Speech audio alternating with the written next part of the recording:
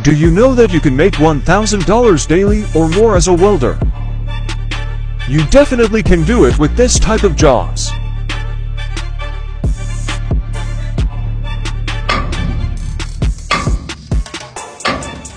I find this jobs at truck parking lots or big trucking companies.